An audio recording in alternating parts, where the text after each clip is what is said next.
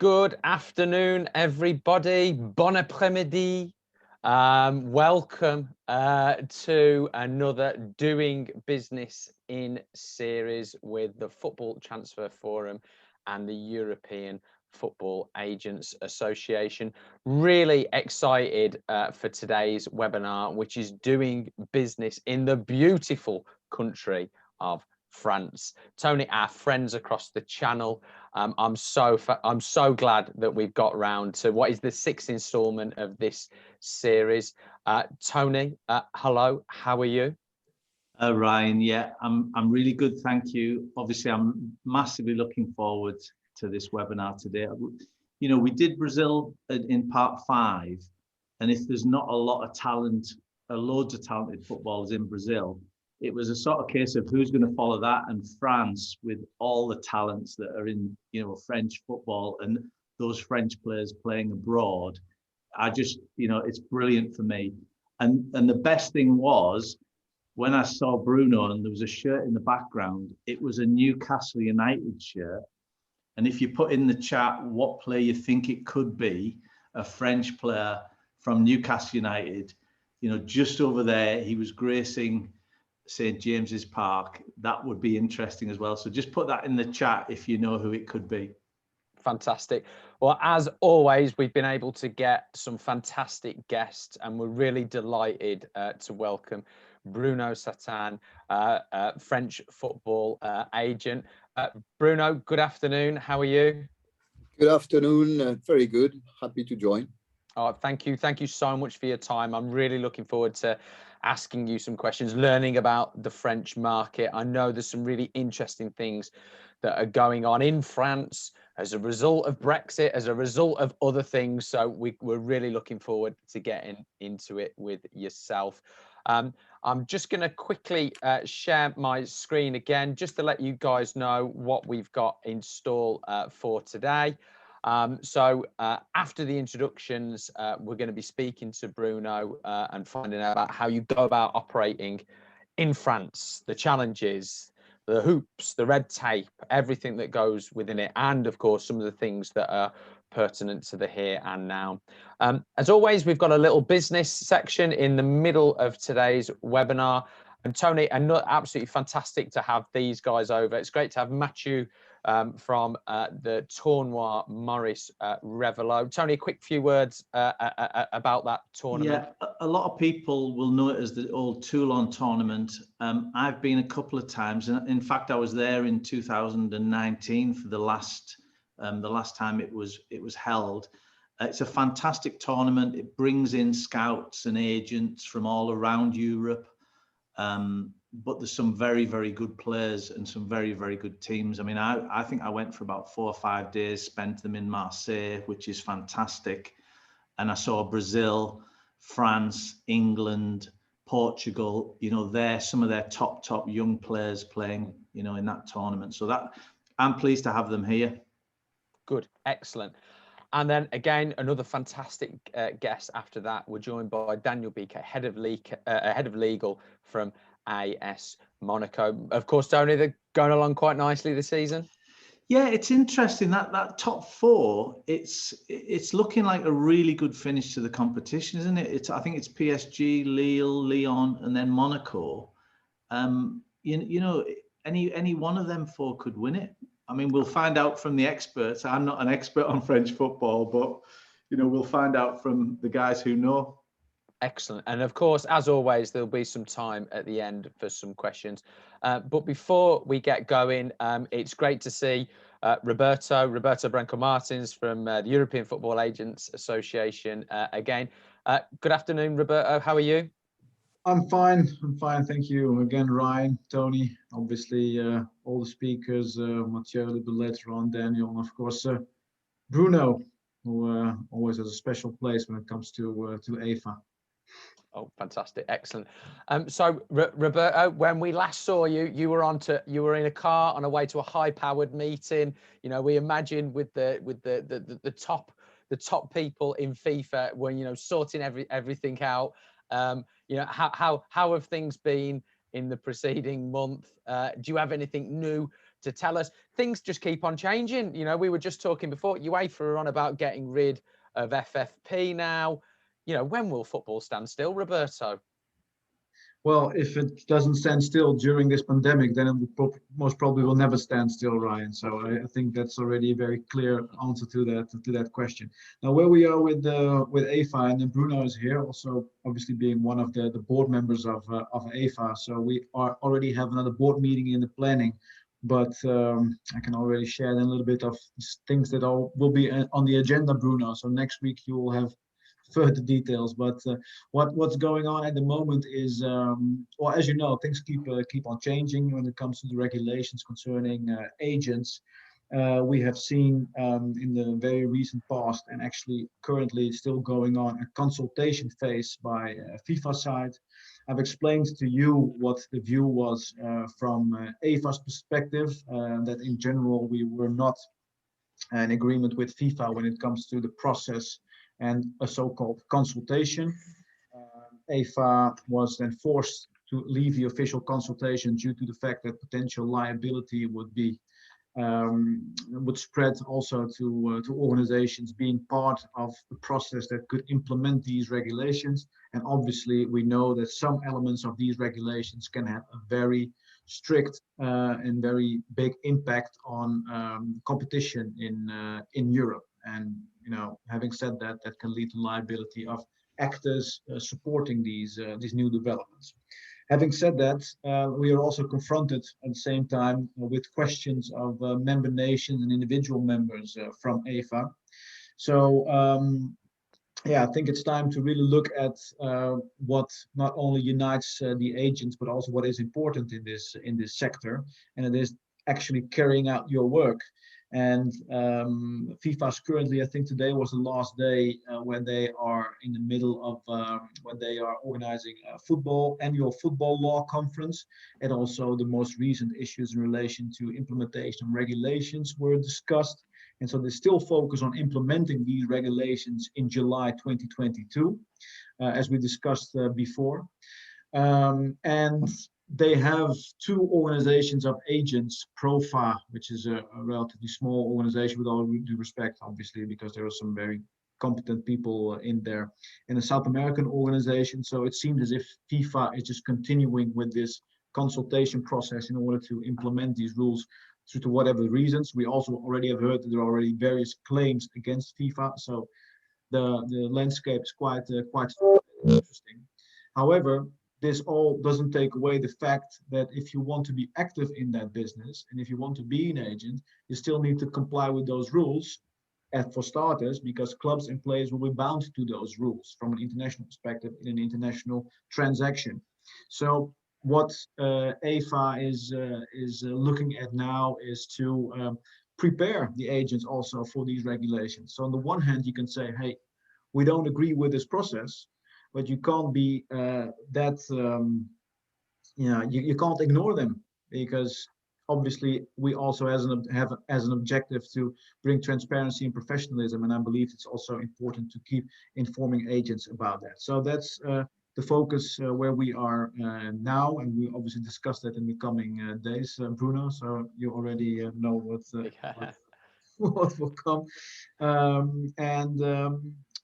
so I think we're fine-tuning also with the National Association on a national level, education workshops like these, and joining forces with agents. So I can't say a lot at the moment, but a lot will become clear in the near future. Then to focus on today's event. Obviously very happy to have these very competent people on board. I think Bruno not only brings experience from France, but also from an international perspective, knowing his background also in the past with IMG. So I can't even stand in his shadow. Daniel obviously giving some insight not only from France in general, maybe also some specificities from Monaco, which is in one way a world on its own. So it's quite fascinating to see how that operates. But France as a country, I think it is the example of the fragmentation of rules, laws, and regulations, because France is a world on its own. And I think of all the seminars up until today, I think for France is the most relevant for agents to be aware what kind of specific rules apply to France. In my perspective, it's very difficult to become an agent in France if you're not French citizen, and that it's almost compulsory to work together with an agent in France. And obviously, then it's really, really important to have a good network in place, transparency, and have people that you can trust. So yeah, I think that the objective of our seminars, that we have created now together, is very well brought to the surface with doing business in France. I'm looking forward to it. So thank you, guys. Fantastic. Thank you, Roberto. Tony, just before we move over to Bruno, I'm just going to share. The image isn't great, but we'll get the feeling of it. So when we talk about France as a market, so this is from a FIFA report that tracked all the transactions of transfers around. We're talking about France is absolutely one of the powerhouses of the transfer world, isn't it? I mean, you can see there the Releasing Association, they're generating the 4th highest amount of money in Europe. It's a serious place to do business. Well, absolutely, Ryan. But I must say, England are at the top of 3 of them particular tables. So we're the sort of buying country, if you like, around the world. And it's interesting, when you talk about the talent and the players in a particular marketplace, and the releasing associations and the transfer value of those players coming out of France is the 4th most in the world. It's ahead of Brazil. Obviously, there's deals done within France as well, but it just shows you that, the countries that we've chosen for this series, France is right up there. If it's not, close to number 1, it's very close. So it's interesting. Fantastic. Just one point of order. If you do have any questions, please drop them in the Q&A section. Ali from the European Football Agents Association will be populating the chat box as well with everybody's details and some comments as we go on as well. But Bruno, let's bring you in. Let's welcome you. Welcome again. Just taking a quote there from Roberto. France, a world of its own. Is that a fair comment? Is that how you see it? I mean, obviously, when we're talking about the way it's working in France with the law, the French law, to be an agent, so you not only have to be registered, but you have to be a licensed agent. So, which is slightly different from any other country, because in 2015, when FIFA decided to deregulate, there was already this law in place. And so to work as an agent in France, we are not intermediaries, we're still agents. And so we are, let's say in French, it's agent sportif, which means that we can work for both players and clubs. Okay. So we can work on behalf of a player or on behalf of a club. So obviously to become an agent, if you're not, then you have to go through an exam. And eventually, if you are successful, then you can become a licensed agent. But it's more and more difficult to get this license because, in fact, there are today there too many. We're about 500 licensed agents in France. Mm-hmm. And for the market we have in France, it's far enough. Unfortunately, on top of that, we have a lot of runners from everywhere trying to mess up. And there are more and more as well, people from the suburbs who all of a sudden decide that they will become rich and they want to become an agent, and they have a very good football knowledge. They have a good knowledge of the law and of the negotiations, and so it's quite complicating those days. And on top of that, we have a new category because in France, some lawyers, so-called sports attorney lawyers, mm-hmm. who can eventually do a part of what we're doing. So most of the time they are covering non-licensed agents, they are covering runners who are also messing up our business. Yeah, I mean, Sorry, Tony. I mean, we have mentioned France before, and this sort of this quirk that it's, you know, enshrined in French law in terms of what's required. Obviously, that's not the case here. You know, 500 in France, fairly similar sort of populations. We're up at like 2,500, 3,000 here in England. You know, what's your impression of what's happening, Tony? Yeah, I mean, we had this, you know, the similar situation pre-2015 where there was a lot of people acting as agents who hadn't got the license. And then once anyone could get the license, and it was fairly easy to do it in England, the sort of everyone then came under the FA's regulations, and that's why we've got over 2,500 agents in England, and not all of them are active. And obviously, it's a harder thing in France to get your license, as Bruno has pointed out. But Bruno, you've been in the business a long time. You must have seen a lot of changes over the time that you've been working. No, absolutely. I started in 1988, so a long time ago. There was no license. It was just a registration with the Olympic Committee at the time. And so in 91 or so, and then FIFA started with the license. And slowly, obviously, in 2001, the control of the licensing was given to the local association. So since 2001, we're under the control of the French FA. Obviously, I've been working internationally and a little bit everywhere, but I'm still a French-based agent, I would say. And today, we have a lot more obligations than any other country in terms of control of transparency.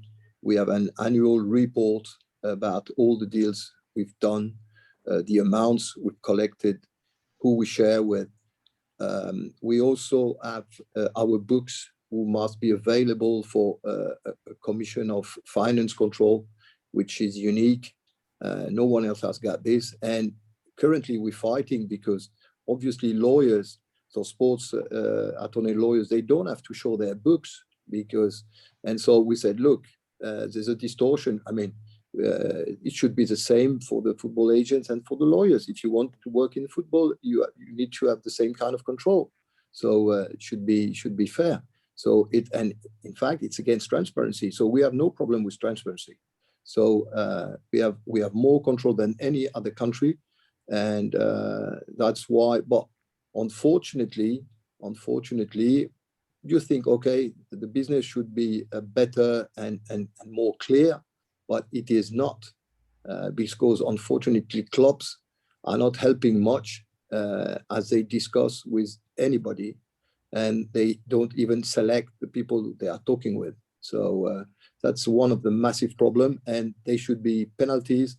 There should be suspension for players because there's a lot of breaches of the rules.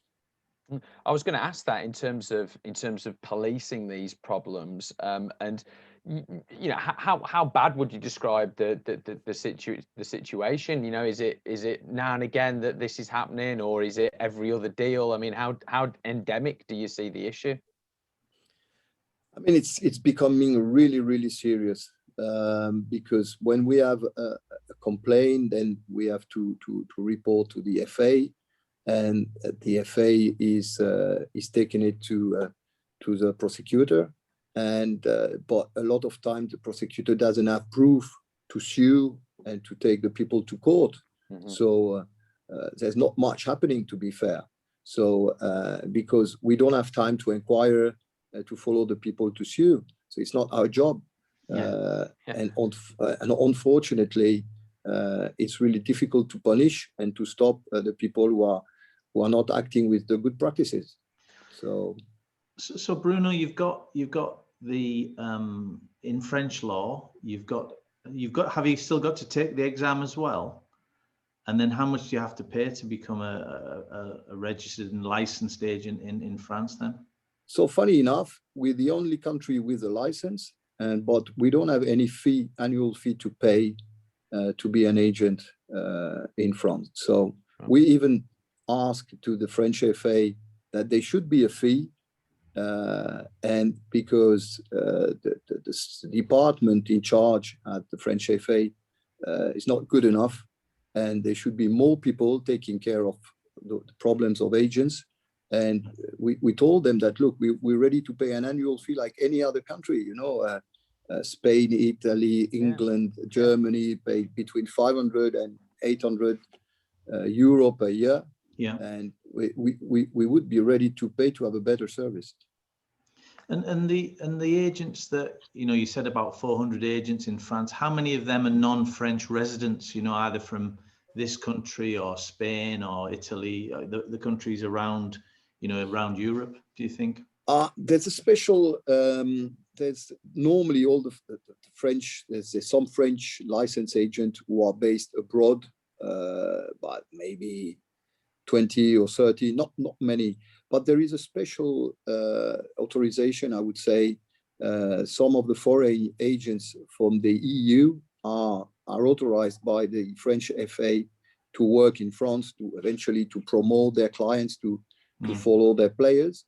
And that's one of the key points, you know, with the Brexit, that normally all the English intermediaries will not be allowed to work in France as before. So, but the best way is still to be in connection with a French agent, a license agent, and you can collaborate with. I mean, have you actually started to see this manifest in terms of English agents, British agents, or, you know, coming to you and saying, right, look, we're going to need to partner up? I mean, for being a long time in the business, I know most of the big agencies and the agent working in the business. Now, what was difficult is a lot of even the big agencies in England, they are using, because they have an intermediary, English intermediary registered at the French FA, they are using a lot of runners in France as well. So they go around the rule. So it's unfortunate, but that's the way it is. And Bruno, I've sort of heard and I've had players offered to me, and it seems to me that a lot of, well, I don't really want to say just French players, because it happens in other places as well, that the players will go with the agent who brings the club. Is that particularly rife, or does that happen quite often in France? Yeah, no, absolutely. There is less and less loyalty.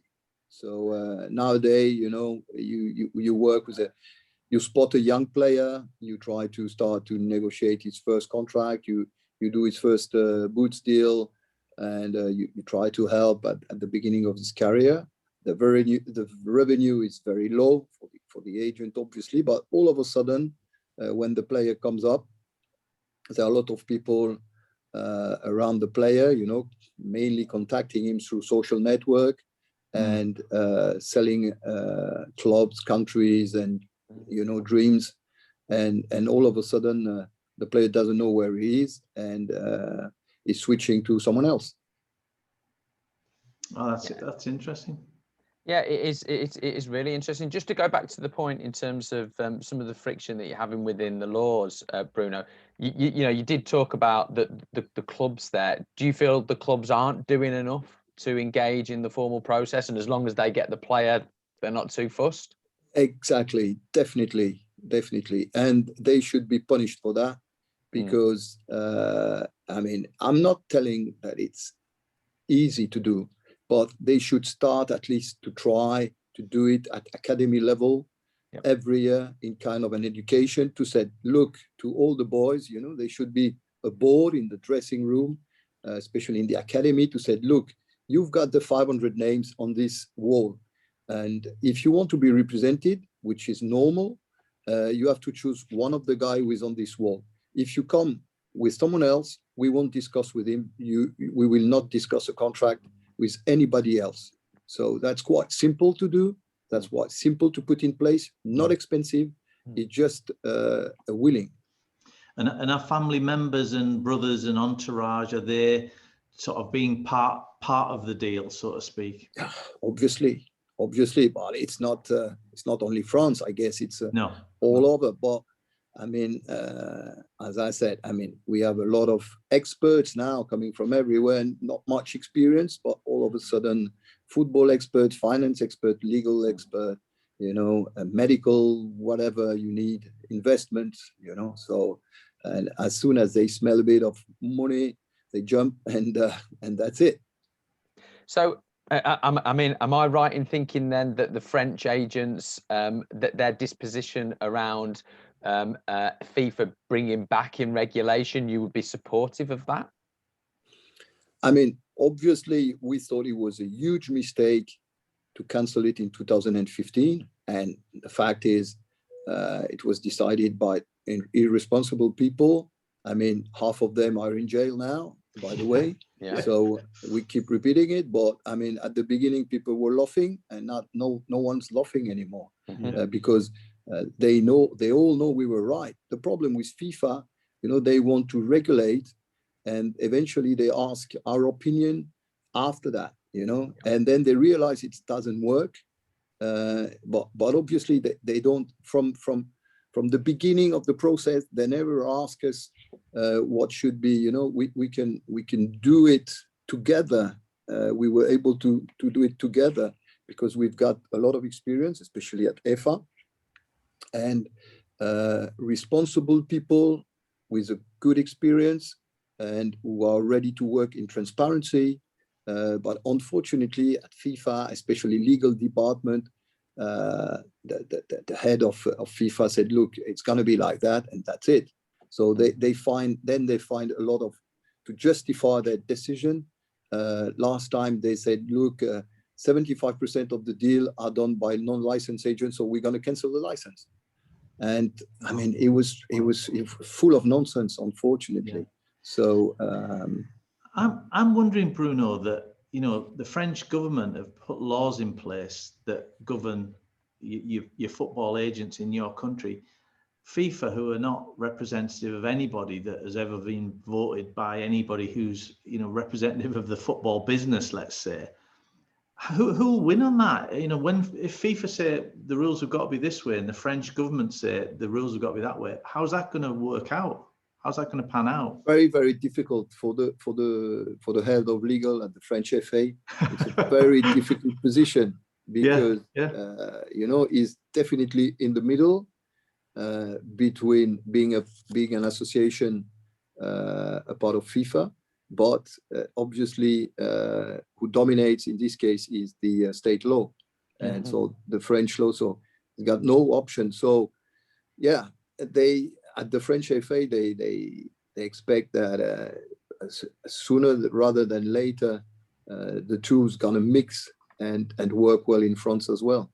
So Bruno, would you, just changing attack a little bit, would you recommend, we've got some agents who are not, people from outside of France who are looking to see how they can work in France, and Roberto started off by saying it's probably best to partner up with a French agent and collaborate. Do you think that's the best strategy if somebody's new to the market or has a player who could be going into the market?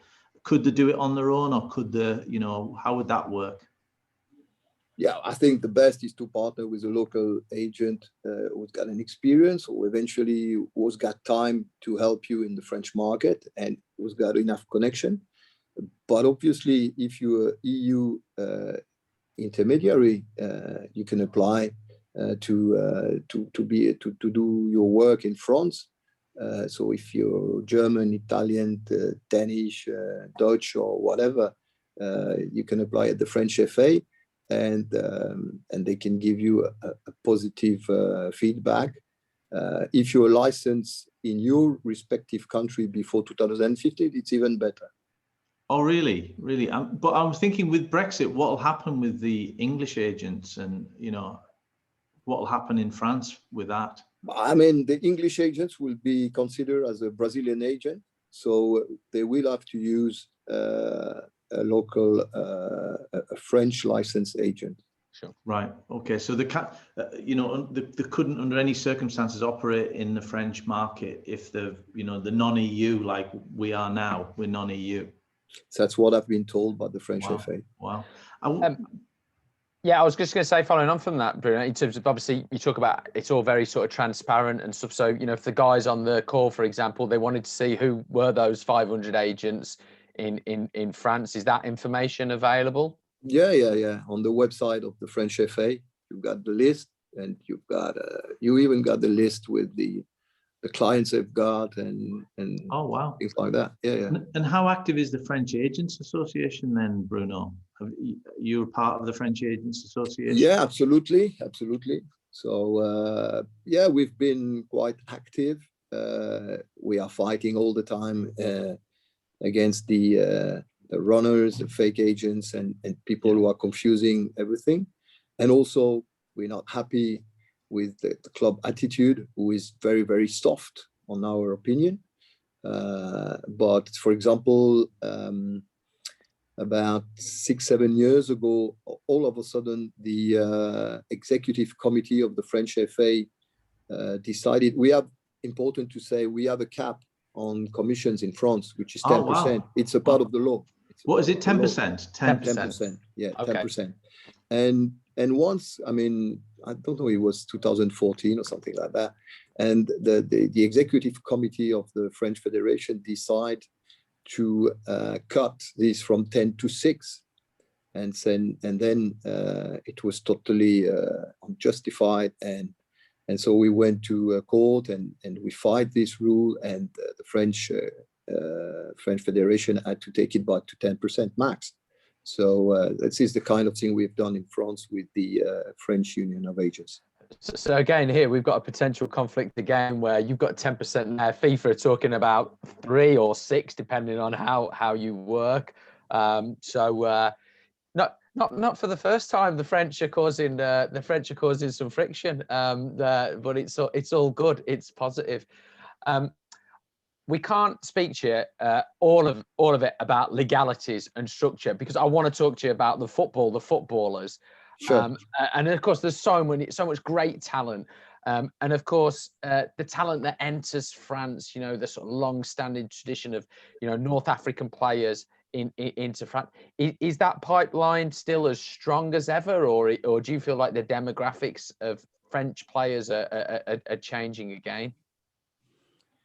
Obviously, you know, the success of French football is a lot based on the melting pot we've got, and especially in the Paris region. Yeah. Okay, the Paris suburbs. So like 65-70% of the French professional players are coming from our region in Paris.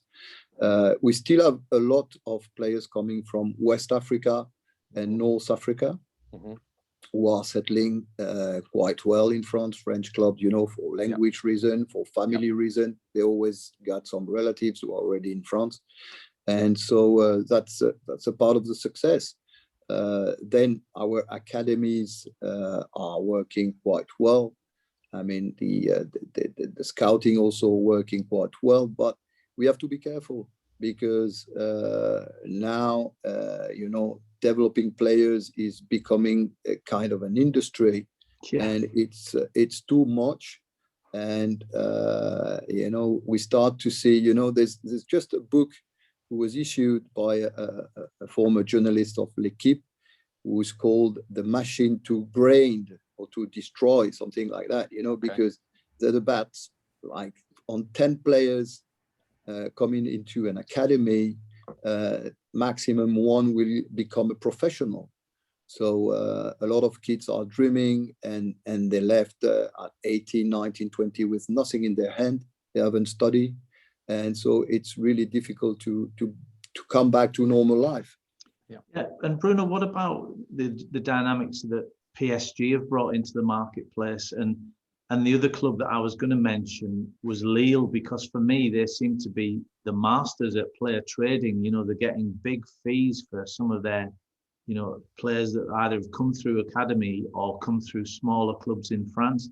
You know, just talk to us about those two clubs, because they're, you know, obviously special circumstances. Yeah, Paris Saint-Germain is obviously a particular example, because with the owners from Qatar, they've done a massive investment to come to the top of international football, to try to win Champions League.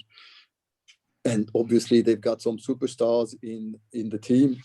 So in the recent years now, it's about, let's say, 10 years that Qatar people are owning Paris Saint-Germain. And obviously the team changed a lot in the meantime. Big names, big players, big coaches, big managers. So even commercially, the club is strong. You know, Paris Saint-Germain's turnover is now like 650 million euro per year, something like that.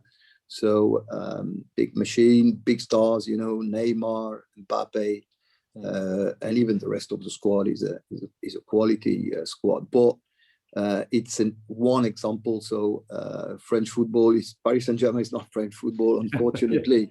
I would dream if every team can be as competitive as Paris Saint-Germain. But I mean, we are glad that every week, every 2 weeks, we have a chance to see Neymar on the pitch with the best player ever in this country, and unfortunately he's been injured lately.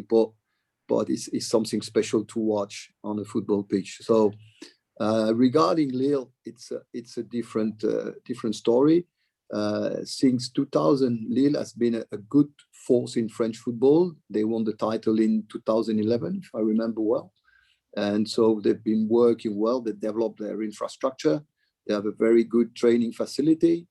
And recently, the club was bought by a guy called Gerard Lopez, an investor, a guy from Luxembourg, based in London. And he thought, okay, he would do a very aggressive policy with signing, which they've done together with Luis Campos for the scouting department. So Luis was identifying the players, and Gerard Lopez and Mark Inglar were trying to finance, but they were doing as well important investments on youngsters. So they were identifying talent. But talent today, even young talent, is expensive. So they are not buying that cheap. Sometimes they manage to do fantastic signings.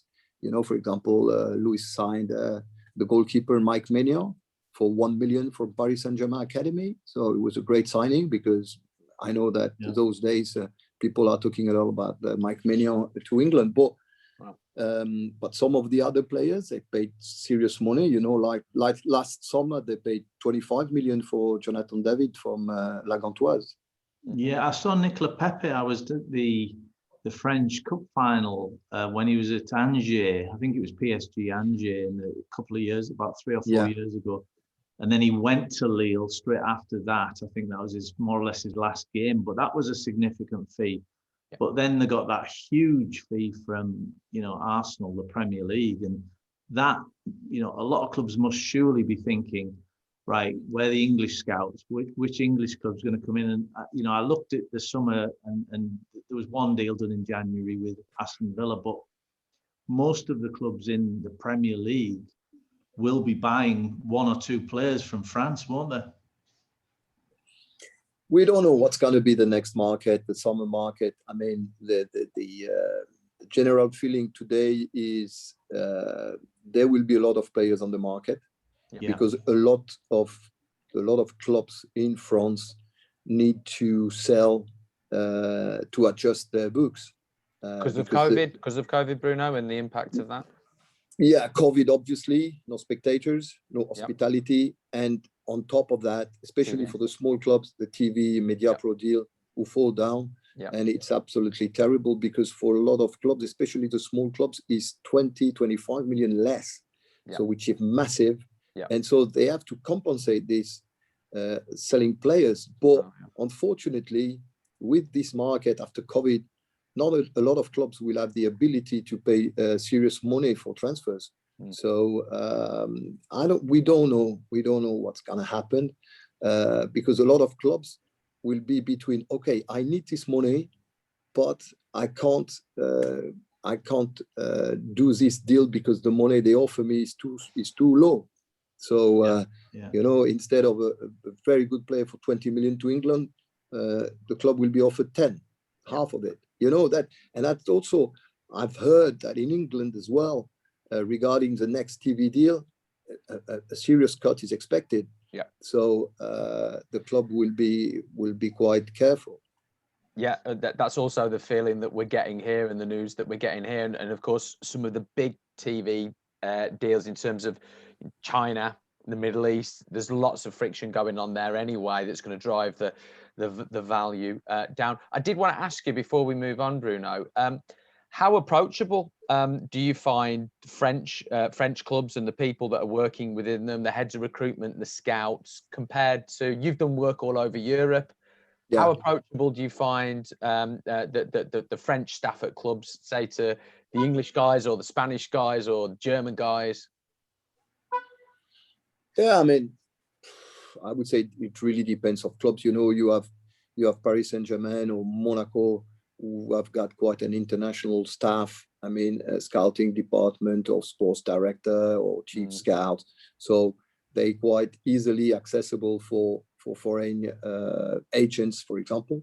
Then when it comes to smaller clubs, you don't have a large staff of people, and most of them do not speak English or speak very bad English, so have a problem to even communicate. So it really depends of the club, but we have decent scouting, but the clubs cannot spend, except 3 or 4 clubs. Our clubs cannot spend crazy money on transfers. That's why they focus a lot on developing their own players and trying to spot, you know, like smaller countries like Balkans, like Poland, Czech Republic, or this kind of country. Sometimes South America, Colombia, who is cheaper than Argentina or Brazil. Fantastic. And Bruno, just before we move on, just let the audience know who owns them shirts behind you. Let's do both shirts, but do the tell everyone who the shirts are. No, but some of the listeners have identified. Yes, it's David Ginola. And second shirt is Riquelme from Boca. Oh, top player. Absolutely. I mean, Ginola, I mean, you know, wow, what Newcastle would do for him right now, Tony. Oh, absolutely. We want somebody, you know, Alan Saint-Maximin is probably half of what David Ginola was. I was going to say, no. No, not even half. Bruno, thank you so much for that. There's lots of questions which we'll get to a little bit later, but for now, thank you very, very much. And now we'd like to bring in Mathieu. Hello, Mathieu. You okay? Hello. Hi, everyone. Mathieu, Ryan's been avoiding saying your second name because he's got no Italian. I know this is tough. This is tough to say. No worries. Tell everyone your full name. So it's Lauricella. It's an Italian name, more precisely from Sicilia. Fantastic. Oh, wow. Well, you know, some people say this webinar's thrown together, Mathieu, but I think this is a fairly sort of seamless link from speaking to Bruno. Hopefully people are thinking about how they can start to build these relationships with French agents. How do they get over to France? How do they see potentially French players? Well, there's only one place to go, isn't there? And that's your tournament. you have to go. You have to come to the tournament. I will just start with the quick history lesson. So as you pointed out, Tony, at the beginning of the webinar, we are formerly known as the Toulon tournament, but we changed our name 4 years ago with Maurice Revello tournament, with the name of the founder of the tournament. And it's an annual international competition reserved for players under the age of 21. So that's why, yeah, if you want to make some G's in France, you have to come to the tournament, because every year it brings together 12 national teams from all continents, and yeah, that's where the biggest talents have been. And as you can see in the slide, we hosted 4 Ballon d'Or. As a Marseille fan, I will be a bit chauvinistic and say first Jean-Pierre Papin. He took part in the tournament in 1985, and he was the only player to have won the Ballon d'Or while he was playing in the French League. So that's a huge stuff. And of course, as you can see, we had Cristiano Ronaldo, who is without any doubt the greatest player in the tournament history. I say that because we didn't have the chance to have Lionel Messi, so there is no debate. Well, Mathieu, I've been twice to the Tournoi Maurice Revello, and my player of the first time I went, my player of the tournament that I saw was Presnel Kimpembe. Yes. Yes. And then last time, although the centre midfielder for Brazil were very strong last time in 2019. Yes, they've won. The centre midfielder went to Villa straight after the tournament. Yes. But I like that Anthony, the Brazilian who went, I think it went to Ajax a little bit later, but it's such a fantastic tournament, isn't it? And Marseille is a great city to visit as well, and that region's fantastic. Yes. You were talking about Douglas Luiz. That's it, yeah, Douglas Luiz. He joined Aston Villa, and he was named as the best player of the last edition of the tournament. But yeah, Presnel Kimpembe took part in our competition in 2015. France won this tournament, and he was named as the second best player. So yeah, we have a lot of very, very good players that have been in our competition, and that's a huge place if you want to see new talents and if you want to make some deals. And what's happening? So obviously the pandemic's hit everyone really hard. What's happening for your tournament, Mathieu? We hope that this year we will be able to organize the tournament in good conditions. We want to welcome all the scouts and agents that are very, very loyal to us at each edition. To not be able to hold the tournament last year was heartbreaking, and because it hadn't happened for over 45 years. And we hope to make up for lost time. We are in constant discussion with the French government to establish the right arrangement, to have the best condition to host all the teams. And we've crossed the fingers. We hope to be able to organize it, because if we manage to organize it, it will be a competition of very high level, with several teams coming to prepare their participation in the Olympic Games. So they will be using your tournament as a preparation for the Olympics. Right, yeah. And also, Mathieu, what about? I mean, Bruno talked about Brexit, and we've now got a governing body endorsement system, and your tournament's been put into band one of that. Yes. Of those rules. That must be an incredible, it's a really good vindication of what you've been doing in terms of developing players and players who come to the tournament. Yeah, to be honest, that was a bit unexpected. When we've learned the news, it was incredible, unbelievable for us, because we know that we have a rich history, but we're just like a small tournament in France. And to be named among the most remunerative competitions in terms of points by the EFAA, it's a huge pride, and it's as well a real mark of recognition. I think it's because England have won a couple of times recently. I think that's maybe maybe that's maybe you're right. There's not many we remember, but I mean, was there any lobbying going on from you there to the FA as the coming on, or no? To be honest, we never talked about that with any people in England, so that's why it was a bit unexpected, because we've done that and we were like, oh, amazing, yes. So for players, who are taking part in that tournament and getting minutes on the pitch, they're going to get points that can possibly take them, to England at some point. It's going to really help, particularly if you're from maybe an unattractive country that's not as big for football as like France is, maybe a smaller nation. Can you tell us any of the names that might be coming this summer? You want me to tell you some secrets? France. I can say much about the identity of the team that will be here for this year, but I gave you some clues by saying that they will prepare the Olympic Games, so you maybe have some ideas. Right. Right. Okay. Well, let us know in the chat if anyone knows what the Olympic lineup's looking like, and it might be a little bit similar. I can say one. I can say France because they are Tom, so they will be there. Well, Yeah. France.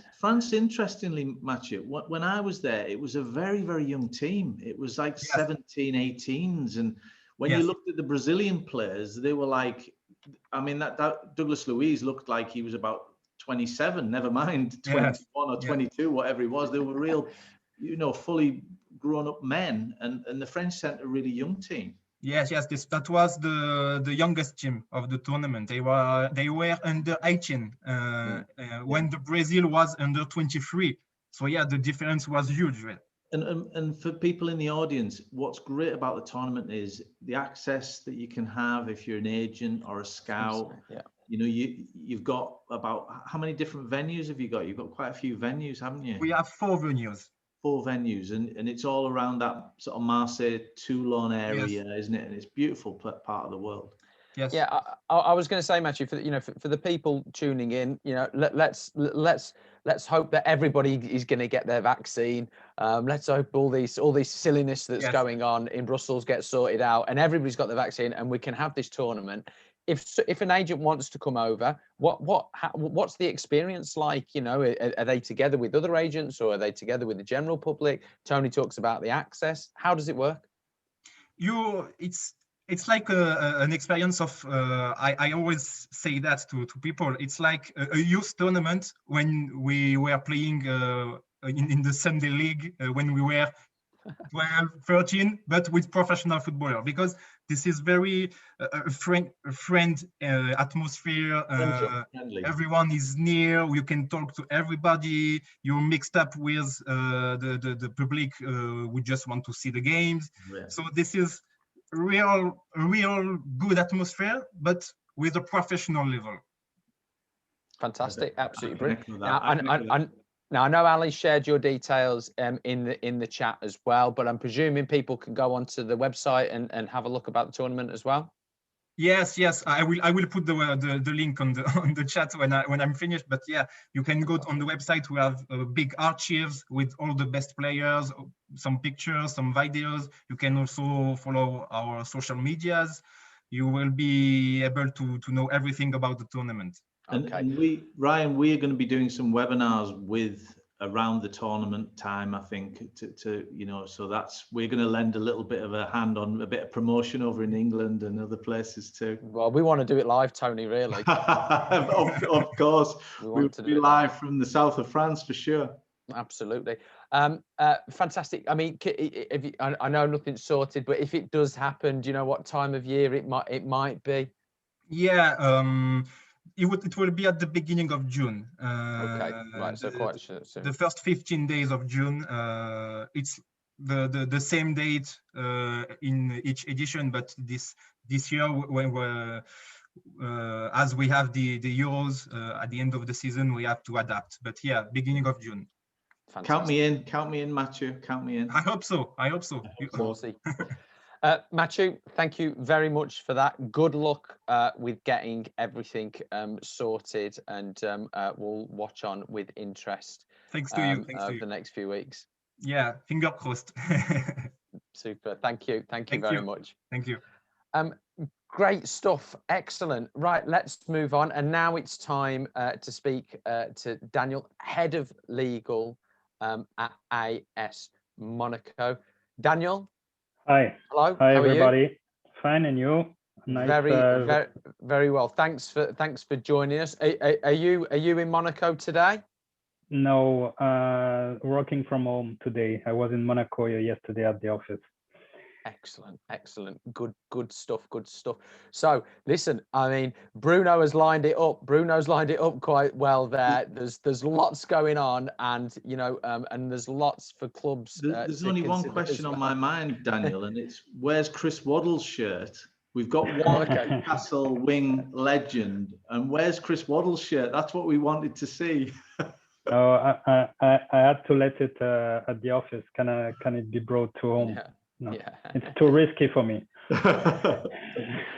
So I think we'll start off really by asking you how things are at Monaco. Obviously, COVID has had a particular impact in French football, especially around the TV deal. So how are things at the club? Obviously, things going okay on it, but generally, how do you see your club and French football at the moment?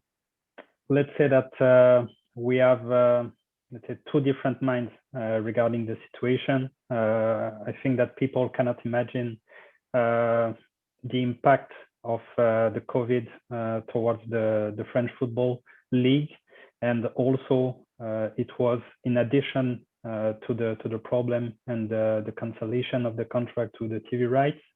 So both combined, let's say that it's a real nightmare to clubs. Let's say even for the big ones. So we have to fight every day to find some solutions, and with no, let's say, a lot of uncertainty, because, for example, the TV rights contract has been signed only for this season. We don't have any information for next season. So we try to keep going and to go forward. Speaking for Monaco for sure, and we touched it a bit at the beginning of the webinar. We are in a quite good position.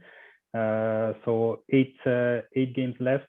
So we are 4 points behind the first two positions and the one behind Lyon. So let's say that for the moment it's a good season for us, but the final way is right now, and we have to definitely kick it. And just remind me which positions, how many Champions League positions have you got? How many Europa League positions in the French Ligue? You mean it totally in the French Ligue or only for Monaco? No, how many in the clubs? Ah, okay. Sorry. Yeah, the first two positions are, let's say, for sure in the group stage. Yeah. And for the third position, it depends on the ranking. So right. Sometimes we get a direct group stage place, or you have to go through the playoff. Okay, and then the Europa League is how many? Then it's the fourth of the championship goes directly, and then also it's quite complicated because it depends on who won the French Cup and who finishes 5th and 6th and all that. So all right, okay, so it's a bit similar to us. Yeah, I get that. So Daniel, getting into it now, could you explain the differences? Obviously, Monaco is an independent state. It's a country by itself that's playing in the French league. What are the challenges and the advantages around that? Particularly in and around the players and how you pay the players as well. You obviously have some unique opportunities. And how do you feel the rest of the French clubs feel about that? It's I'm in the club for almost 15 years now, and it's been 15 years that I've been asking these questions. Yes, for sure, the biggest let's say advantage that Monaco has participating in French Football League on the other clubs is that for foreigners and players coming from abroad, we have the opportunity for them not to pay any taxes. So we have some specificities because, for example, there is no agreement between Spain and Monaco. So, for example, any player coming from the Spanish championship will have to pay tax at the beginning when you arrive at the club. What I want to raise, because maybe anybody doesn't know about it, is that for French players, we don't have, let's say, any advantage because French players pay tax as French people living in France or even living in Monaco. So Daniel, would that mean that the club actively wouldn't really scout in Spain because of the fact that the players are going to be taxed, and maybe other countries where you can offer better money and get hopefully better players? Is that a factor in scouting? Not really, because it's more about opportunities and players, maybe regarding the positions we are looking for. Yeah. So let's say that at the first place, it's not something we are looking at, but for sure when we are interested in a player, or if for a position we have 2 players, this is something that can be brought into the debate. And what's the academy like?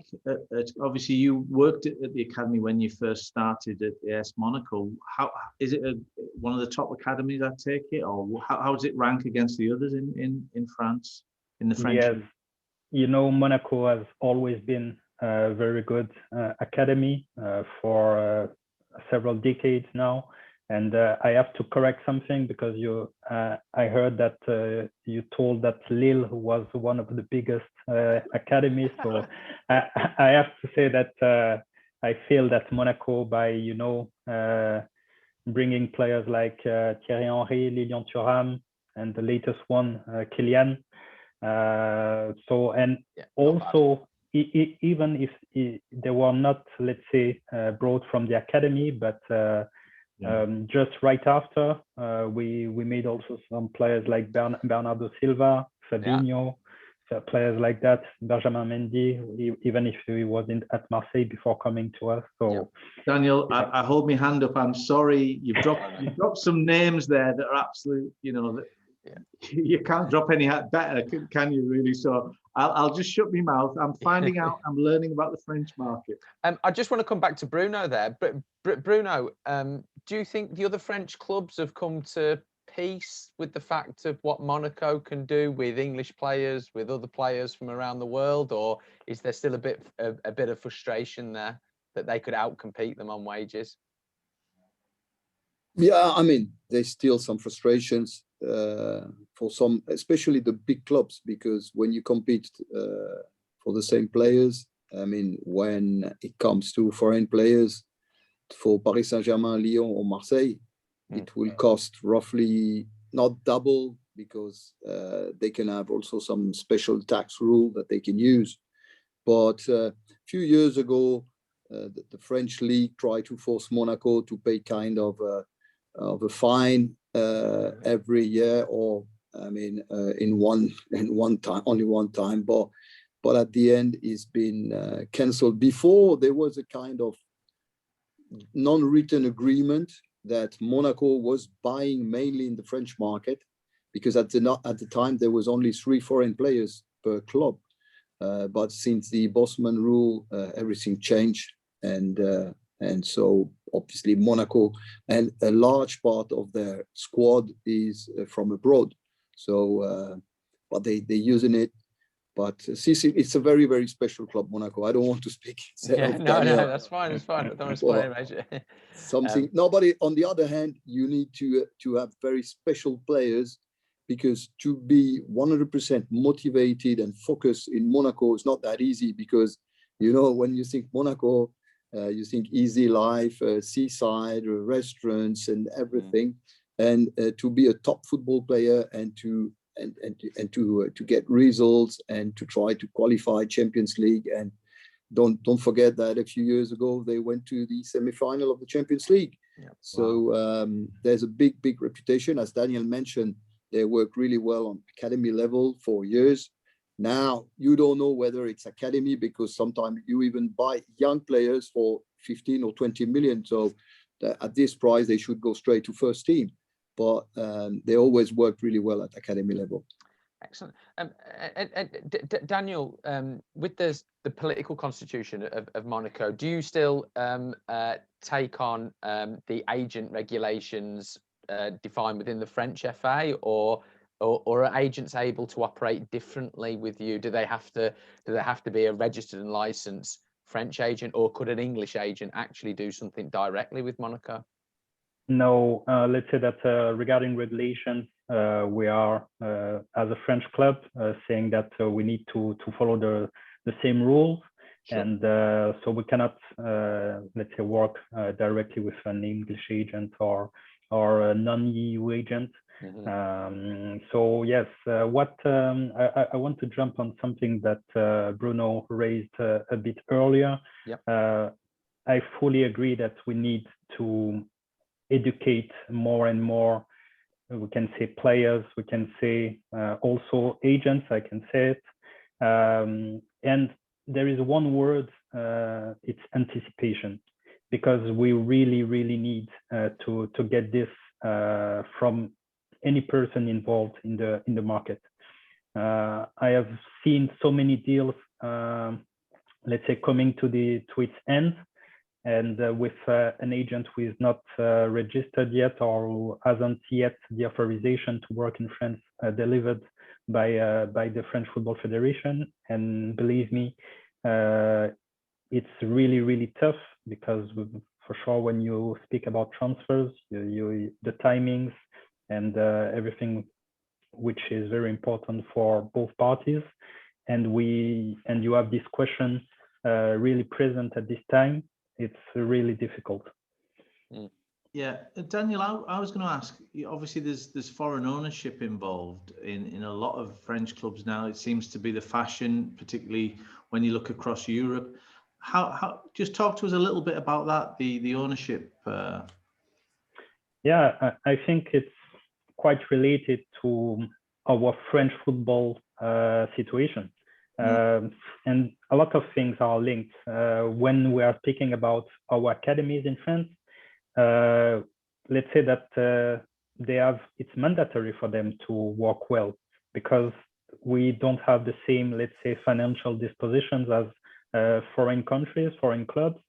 And this is mainly the possibility for clubs to compete in the European competitions. So, and at the same place, regarding your question, French clubs don't have, let's say, real money. So one of the possibilities is getting some ownerships coming from abroad, and we can see that it's not always working.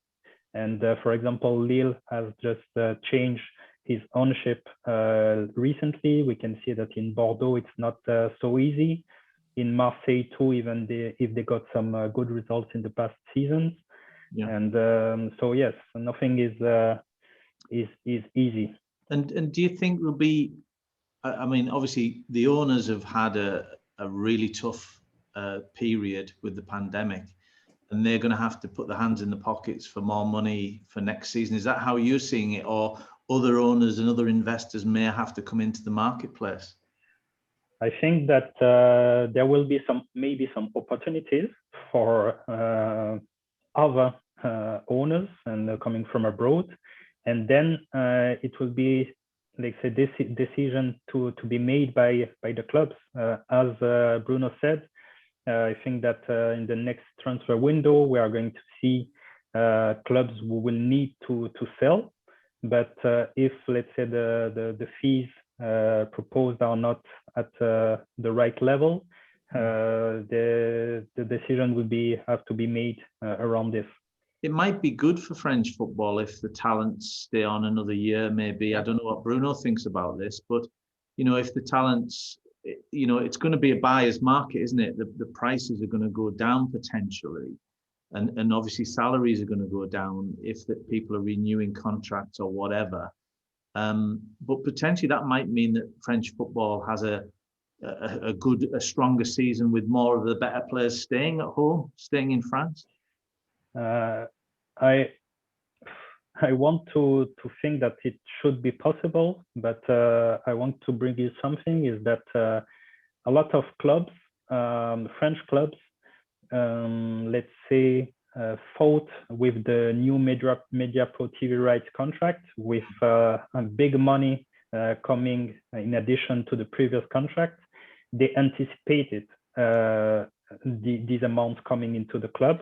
Yeah. So by raising salaries, extending contracts, paying, let's say, transfers, maybe more expensive transfers. And so now they are in a really bad position because this money never came into their account. Yeah, so it's quite commonplace in this country, Daniel, for clubs to loan money to buy players, and that's against the future broadcast revenues. Is that the same case in France? Yeah. Yeah, right. So that's a massive issue, isn't it? Especially when, you know, grounds are put up as collateral and all this type of issues. Yeah, that's really, really interesting. Daniel, I wanted to ask you in sort of a practical agents dealing with clubs like yourself, like Bruno talked about. You know, there's a sort of cap of 10%. You know, what's it like at Monaco? Monaco, do you get close to the 10%, or are they getting such a good deal on no tax anyway, aren't they? Are you able to drive those percentages down a bit?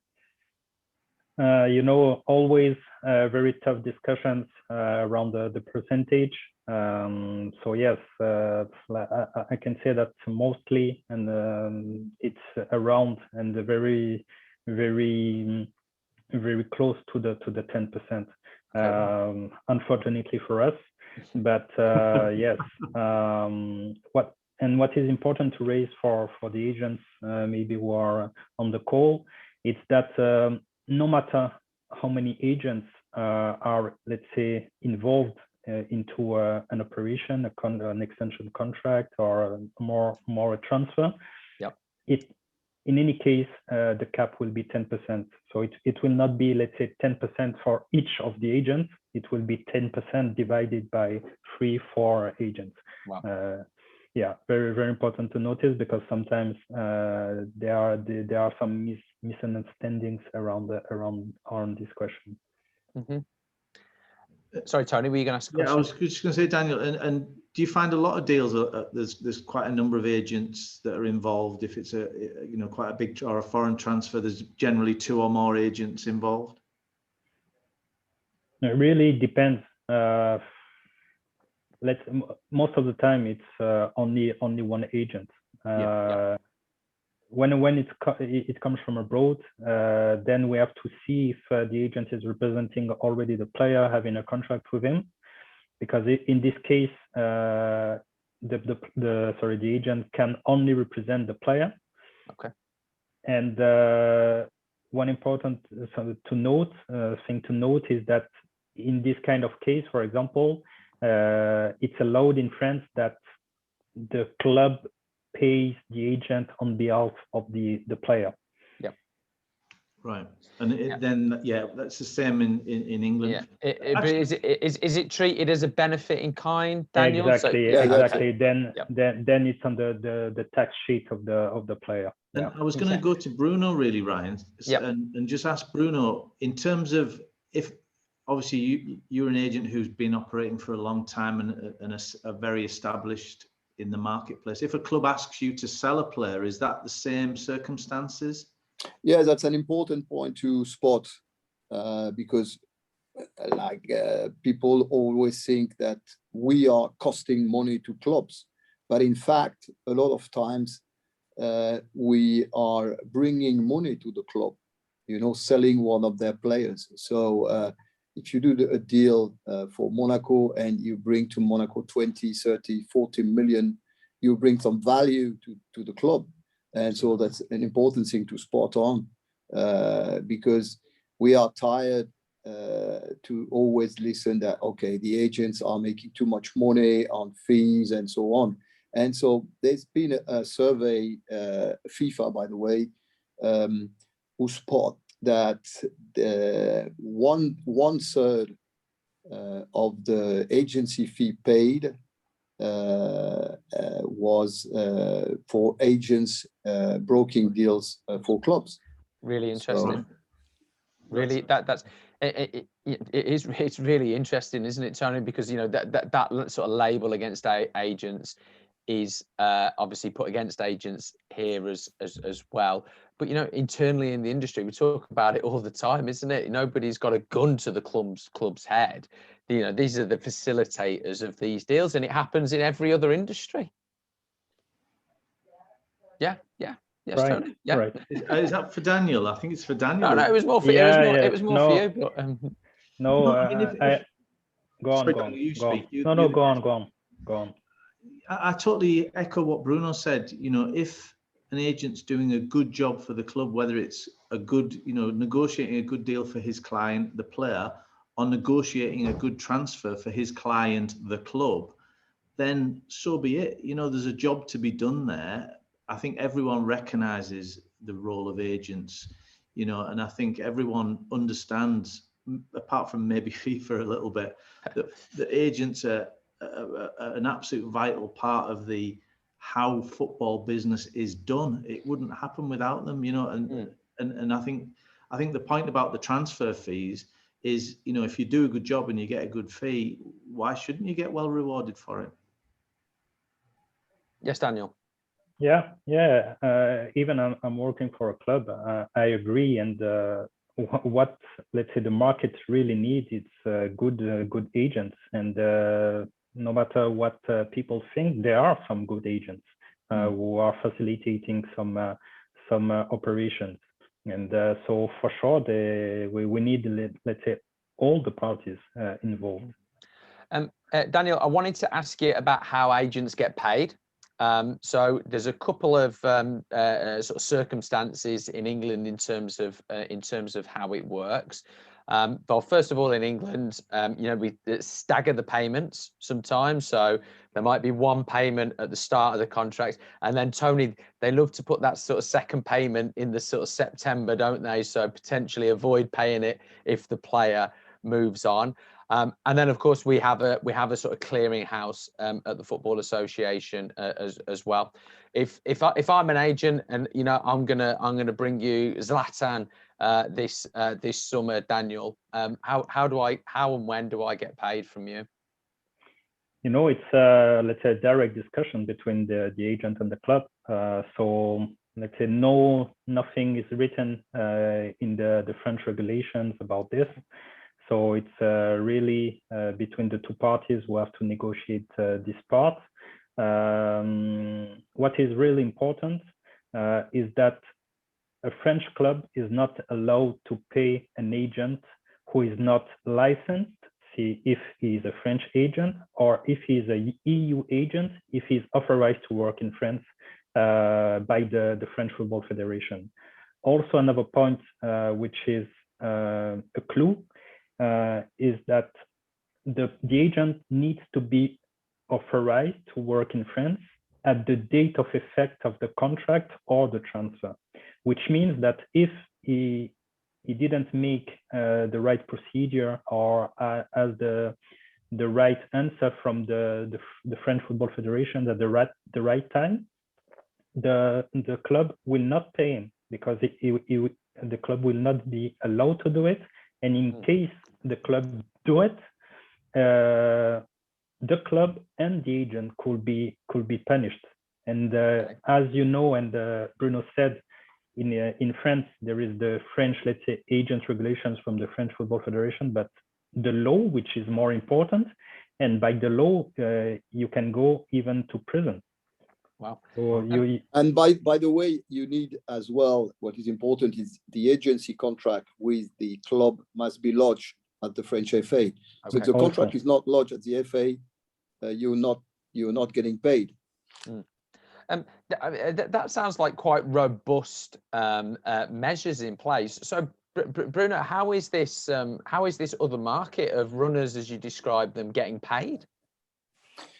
Yeah, they always find a way to get paid. Yeah, because I mean, all the people around the industry are very creative, as you know. So they always find a way to get paid. I mean, and when I mentioned earlier on that the clubs are very weak, let's say if I'm nasty, I said weak. If I'm nice, I would say flexible, because they always find a way, you know. Sure. To make a deal, but all of a sudden, you know, the day you make a deal, the club and the agents are always the best friend. Yeah. But unfortunately, when things goes wrong, and you realize who is good and who is average and who's bad, and you know the good agents are the good agents, so they keep their cool and they still try to work professionally, and the unprofessional people, they start messing around and creating problems, and trying all the tricks you can use in football. So I mean, the club should be careful. But as Daniel mentioned, it's about the education, starting really early, as soon as possible, to educate players and parents that, okay, when they decide and they choose an agent, they should go for someone who is proper, who is licensed, because, you know, by the way, the licensed agents are so controlled by the French FA that if something goes wrong, you can draw a claim to the French FA. If you're not licensed, the federation doesn't know you. And Bruno, do you need some public liability insurance, or is there an insurance that you've got to have as a licensed agent as well? Is that quite expensive in France, is it? I think, if I'm not wrong, it's about 1,500 per year.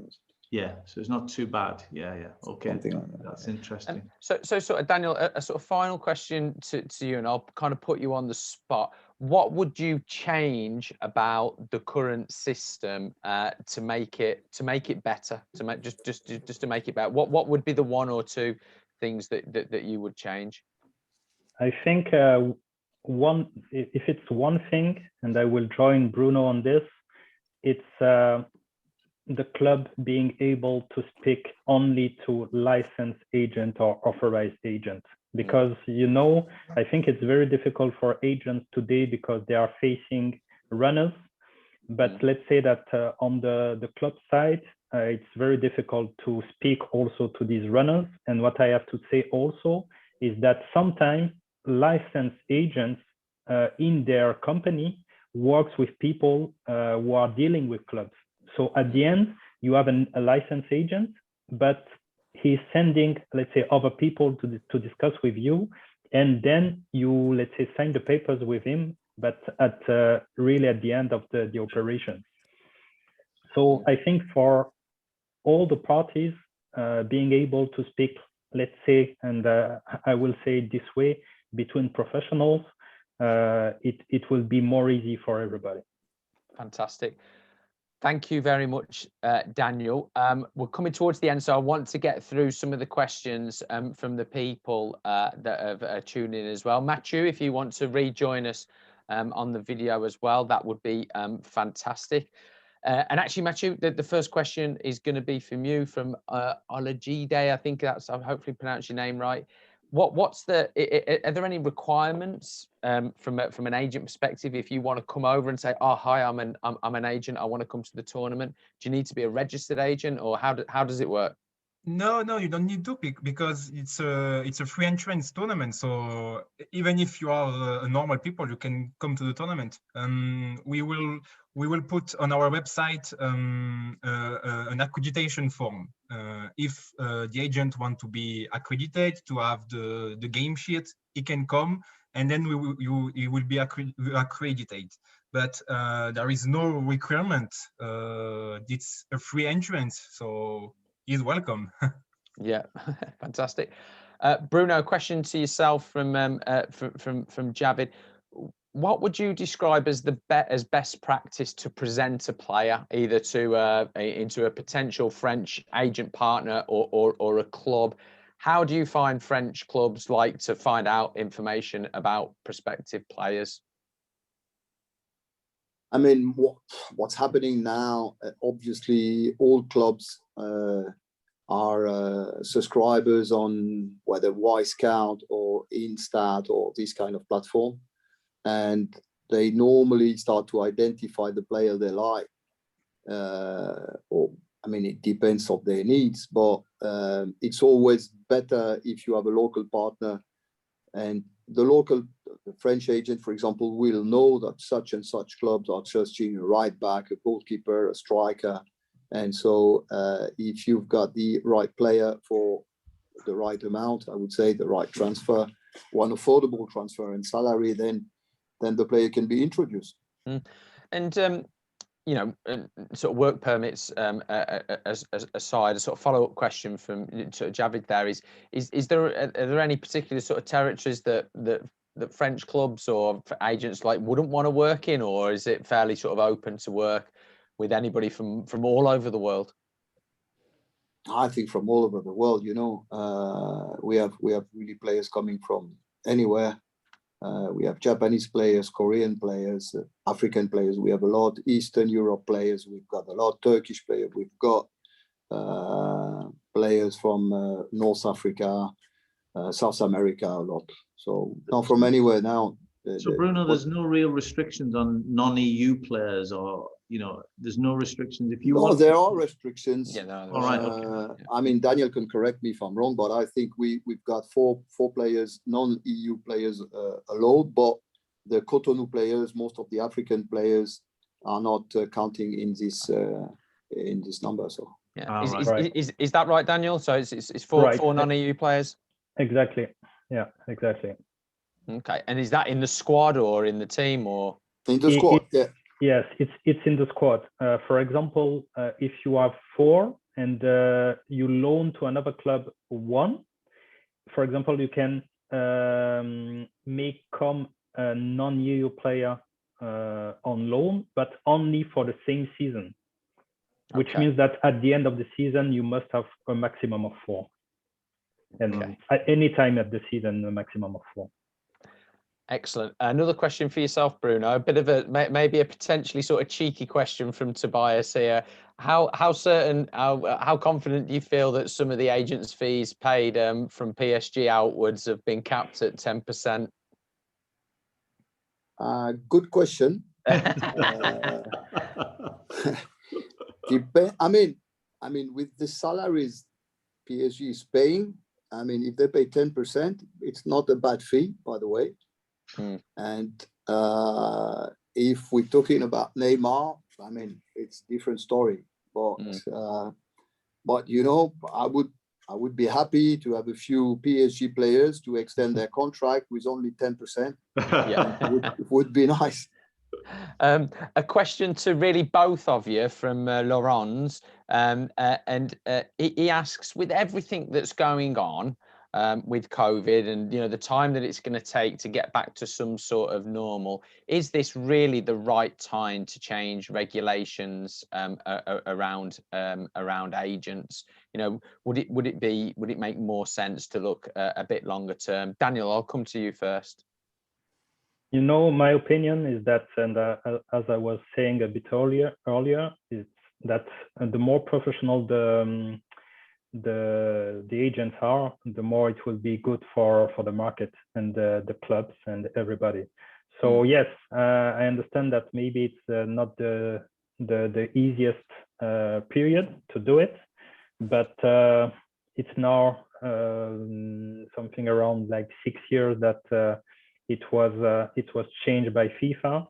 So, and I think they checked all the results it has go through, and this is the reason why they are. And also the discussions are, as Roberto was saying, quite long, because I think that this time they want to do it, let's say, properly, and so and only to be applied in more than 1 year normally. So let's see.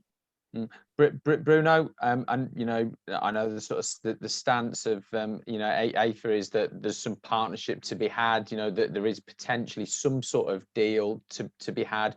Would you like to see that carried on in the current time frames that they're talking about, or potentially a bit further down the line? I mean, the change of the rule is just once again is to correct a huge mistake who's been done in the past. And unfortunately, we won't even come back to the situation it was before 2015. So the damages what's been done is absolutely huge, and you won't correct this because you open the door to a lot of people who they think who are agents, who are professionals, and who have no idea because it's not their main business. They don't have any study and any level to do so, but they think that because they represent their neighbor, their cousin, their brother, then it's just the relationship they've got with the player. And another aspect, and FIFA should focus on more, on my opinion, they should focus more on that, is the fact that a lot of the so-called agencies are in fact paying fees to buy a representation of the player, and in fact it's laundering money. So that's a very bad thing, and it's happening more and more. You have people who are trying to enter the game, who are paying large signing on fee to represent young boys, to pay to their family, to pay to the boy, and they think it's just an investment, and they easily recoup what they spend, but they are cleaning money. Yeah. Wow. Well, I think that's a really interesting point to end on. Like, all of these, they absolutely fly by. I've got to say, I really enjoyed that. I think there was a huge amount of detail in there. I know I've certainly learned a lot about the situation in operating in France and the French game as well. I want to say a huge thank you to Daniel, Mathieu, and of course Bruno as well. Absolutely fantastic contribution there. We really appreciate it. Mathieu, I hope we're all keeping our fingers crossed that we're going to be able to get down to Marseille in a few months' time. Tony, a few words from yourself before we let everybody go. Just echoing what you said, Ryan. You know, the guys have been fantastic. Hit every single point today. Absolutely. And I know we had a lot of questions to get through, so fantastic. Thank you so much for that. Daniel, we wish you the very best at Monaco to get, you know, higher than that 4th place, hopefully. I'm not sure who you support, Bruno. Who's your team? I'm in Paris, PSG, also, but I mean, I normally support most of the teams I'm working with. So the teams I'm invoicing, I support very highly. That's a diplomatic response. So listen, guys, thanks very much. I'm absolutely desperate to come down to the Toulon, the Tournoi, Maurice, Revello. Oh, come on, Tony. Everyone does the mistake, so no problem. No, I am hoping that goes ahead this summer. That would be fantastic. And next time we're going to be looking towards, I think we've got 2 more of the big 5 left, which is Italy, doing business in Italy, which is another fantastic market. They obviously buy, you know, they paid some big money for some French players in the summer. And then I don't know whether it's the final one in the series. I think Roberto will decide that. But then we've got doing business in England, which has got to be an absolute barnstormer, hasn't it? Because there's so much to talk about as well. But listen, guys, I've really enjoyed it. That 90 minutes, I wish when I was playing football, the 90 minutes went as quick as this did. No, absolutely. Oh, and there's Roberto as well. So thank you, everybody. Have a great weekend. Merci beaucoup. À bientôt. And hopefully see everybody in Paris, in Marseille, even in Marseille. Fantastic. Thanks, guys. Thank you, guys. Thank you. Bye-bye. Bye.